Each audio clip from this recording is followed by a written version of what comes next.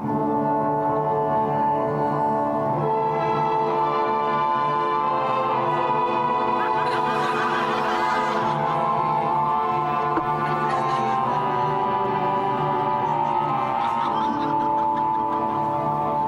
is dead. Yes, God is dead, cried Nietzsche. And the cry has been heard for years. But for each philosopher, there has been a cynic.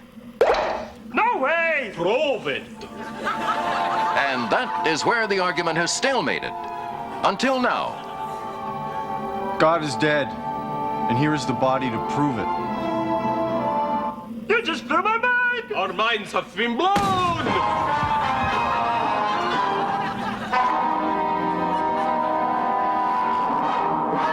The world is shocked. First, to find out God did in fact exist, and second, to find out he was now dead. I've got some good news and some bad news. But the world was most shocked to find out how small God was.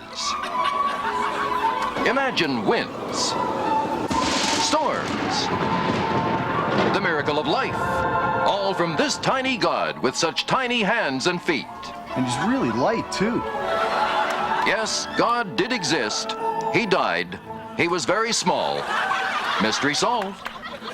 The world has a brief period of mourning.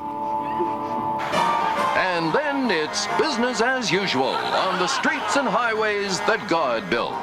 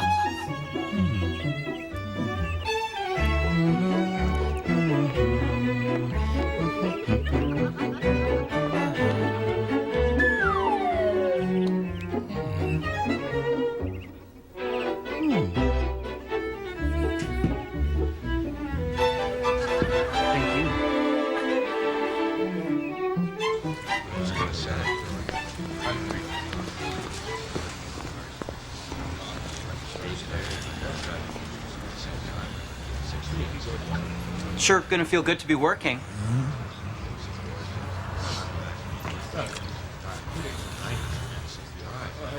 So how many guys do they take? Hey!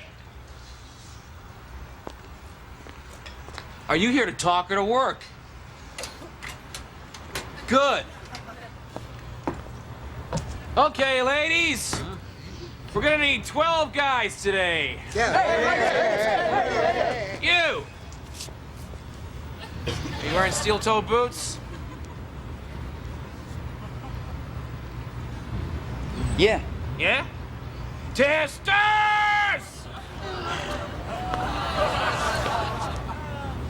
Now. Oh, this doesn't hurt.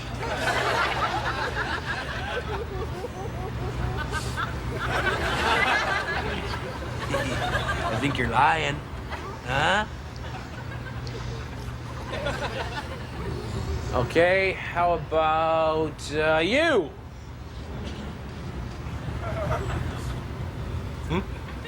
Are those steel-toed boots?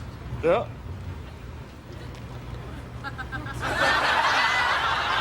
Are you sure? Yeah. Okay.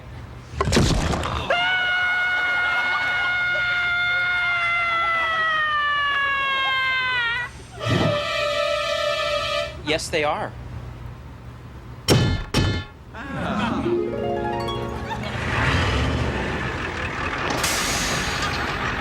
You 12, on the truck. Find faults! Why are we being blindfolded? Hey, are you here to ask stupid questions or are you here to work? Good. Hey, now move it!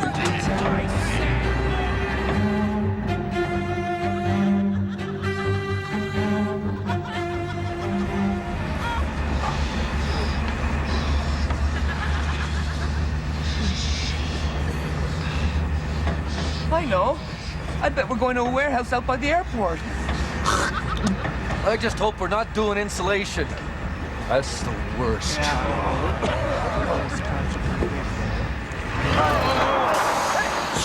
come on, what's going on? Hey, what are you doing? Wait!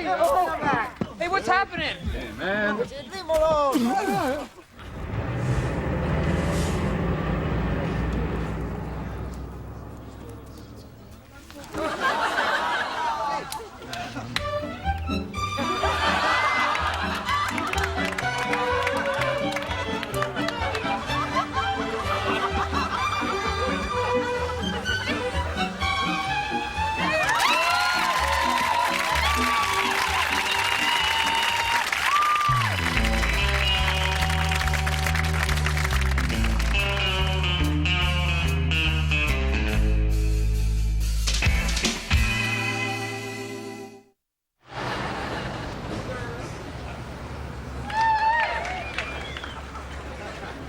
Jocelyn, you haven't done any porno. Yes, I was in the Manuel 3 when I was living in France. Oh. And you? Well, I stopped the donkey once in this movie. I can't remember the name of it, though. Probably because it was only 5 minutes long. Like a short feature, more like a loop. Did you make much money at that? No, but I got to keep the donkey. Oh, it's nice. How's your snake? It's fine. It's dead, isn't it?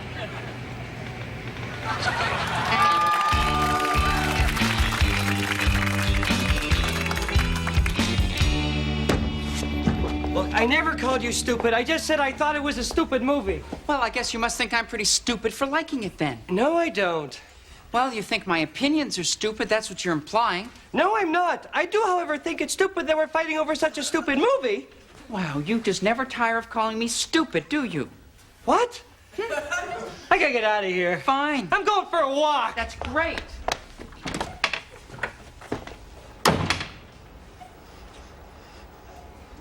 What am I doing?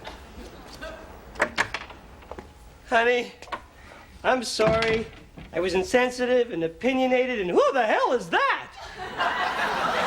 Look, I'm sorry too, but while you were away, I found someone else. Look, it's pretty obvious you've been cheating on me. Wow. Is that the kind of suspicion you lived with all those years? No wonder you were so reluctant to get involved again. I just find it hard to believe that you're suddenly in love with this guy. Hey, after you walked out that door, I bounced around from one empty relationship to another. And then Harrison came along and he made me feel safe. So don't you dare say we're not in love. But I was only gone for 2 seconds. Oh, was I to wait forever? Maybe you should just leave, pal. Or haven't you caused enough pain? Well, I'm leaving. This time I'm really leaving.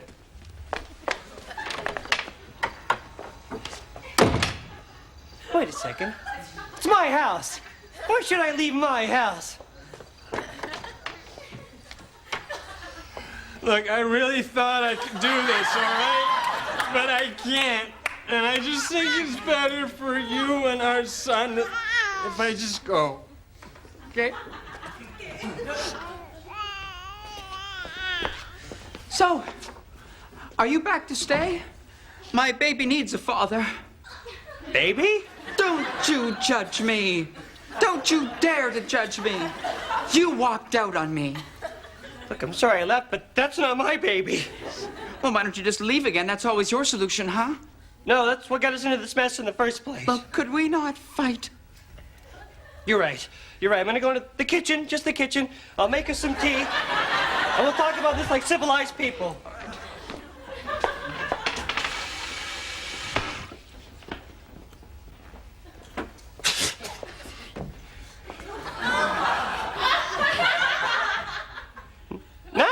happening? Oh, hon, try to understand. You see, my son's all grown up now and joined the Navy, and I'm not hooked on the painkillers anymore, and, well, I just feel for the first time in my life I'm ready to be on my own. But I just went to make some tea. Don't think this is because I don't love you, because I do love you. The kettle's not even boiled yet. Please, let me go now while I still have the strength.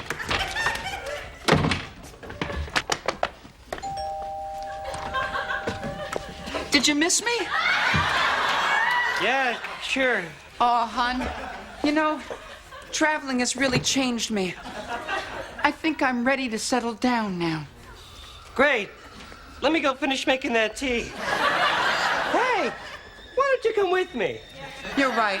Let's never be parted again, even for a second. Yeah, it's a pretty good plan.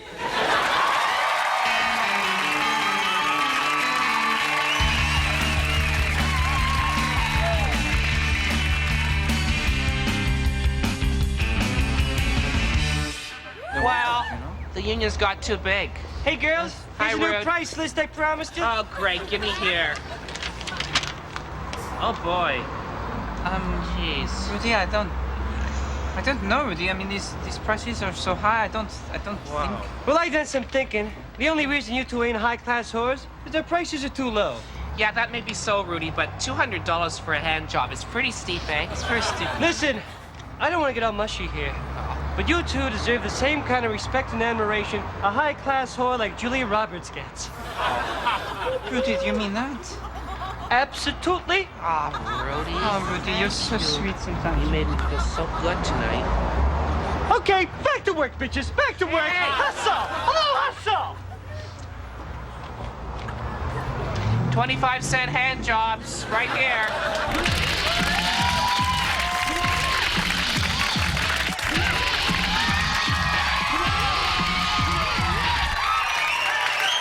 Bonsoir, mes amis. Et bienvenue à Paris. I am feeling so français tonight. It's just because I adore Montreal. I do. I don't just love Montreal because of its bagels or its civilized drinking hours or even its hashish. No. What I love most about Montreal is its men. Especially its fags. Montreal, you should stop boasting about that dumb hockey team and start talking proud about your tapettes. Ils sont fantastic. And I don't just say that because I always fall in love there. It's just that there, they usually fall back. I fell in love for my very first time in Montreal. I must have been all of 12 years old. His name was Mario. He was an older boy, about 40.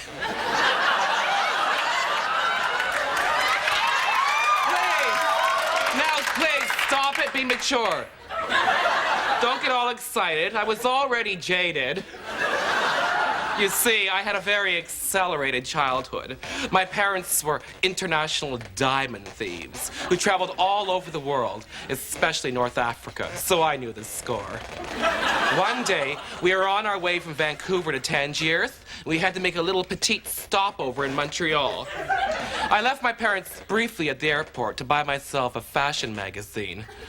And when I returned, the plane was gone, and so were they. Yes. Just the smell of my mother's Chanel No. 5 hanging in the air. That's probably why I hate Catherine Deneuve so much. All I had with me was 37 cents and a big diamond ring worth about $2 million. I figured that would keep me going for about a month. There was only one solution. I had to find myself a sugar daddy. Too sweet. Then, conveniently, as if from heaven, this very good-looking man who looked sort of like Omar Sharif came over and asked me if I'd ever done any nude modeling or posed for wrestling photos. I said, of course. I mean, what kid hasn't? And that's how I started my modeling career. This, of course, was Mario. Mario fell madly in love with me, and I moved into his charming little flat with a fabulous fire escape in a working-class French neighborhood where everybody spoke in a rough and jaunty joual. I, however, spoke French with a refined Parisian accent, which made some people think I was a snob. Luckily, I was, so I didn't mind. I stayed with Mario for 6 months, which when you're 12 years old is an awfully long time. Yes. That's 1/24 of your whole life. Now, at my age, 6 months is nothing. I take 6 months to return a phone call. But nothing lasts forever, except poetry readings. And especially not love, which is where the Mounties came in. It turns out Mario was borderline retarded. And I was arrested for the corruption of an imbecile. I got 6 months. Oh well, the story of my life. Bonsoir.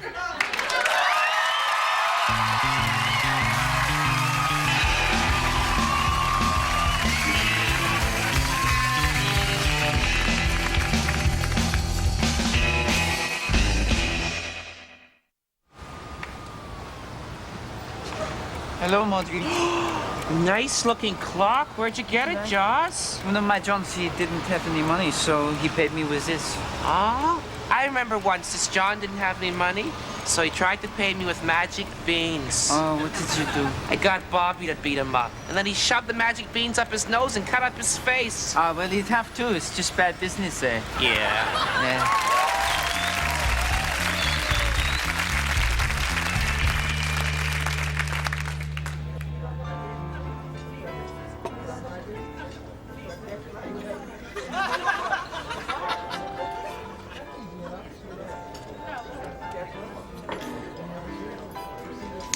And how's everything here? Well, actually, we've ordered some dessert. We were wondering when it would come because my protege and I want to go. I'll check in the kitchen.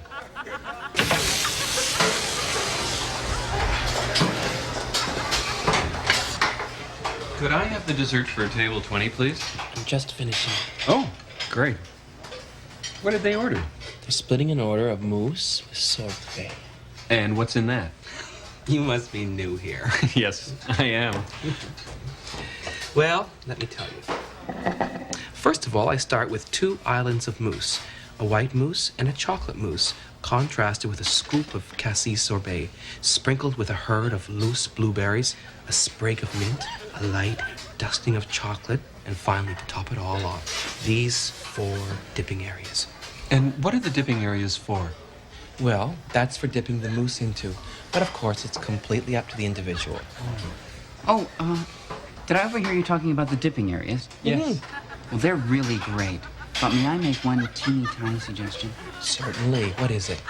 Well, I think that the dipping areas are so attractive that instead of just having 4 dipping areas for dipping the mousse into, you should have 6. Ooh. Because, and I find that this happens more often on Thursday nights than any other night of the week, people seem to be running out of dipping areas even before they run out of mousse. Well, what do you think? Oh, well, I'm new here, but I think I do like the idea of more dipping areas. More dipping areas? I sure hope not. That would cause a big problem. What kind of a problem? Well, my main concern is there'd be no place to put my thumbs when I'm gripping the plate. He's right. Those big old thumbs would either be messing up the chocolate dusting or sitting right smack dab in the middle of those dipping areas.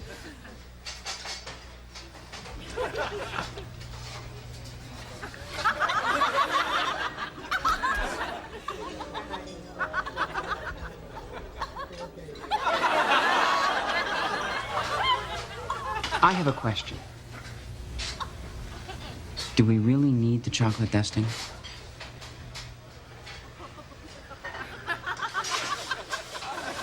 I'm sorry, was that a stupid question? Kind of. Well, I was just trying to find my way around this thumbprint problem. I know. Yeah, sure. But it would be a crime to compromise on the chocolate dusting. Hey, it's a toughie. Listen, we're four intelligent men. We should be able to solve this problem. I wish I could help more. It's just that I'm new here. Hey, you're doing wonderfully. You're doing great. You really fit in there. How would you serve the plate? With the extra dipping areas, without a thumbprint. Maybe you could avoid the dipping areas and the chocolate dusting entirely if you carried the plate without gripping the edge. Like this. It might work. That would work. Yes. Wait. But what if you had to serve two plates with the dusting and the dipping areas without gripping the plate? Enjoy.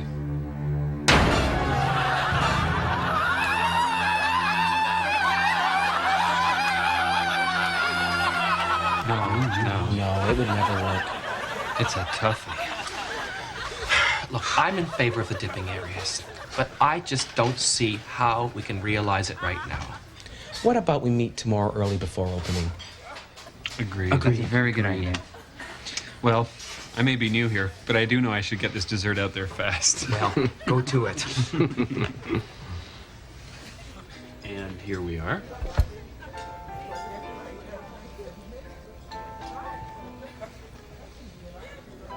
Oh, and what's all these? Those are dipping areas for dipping the mousse into. Did you think they should be bigger? We're working on it. Oh. Oh. Oh.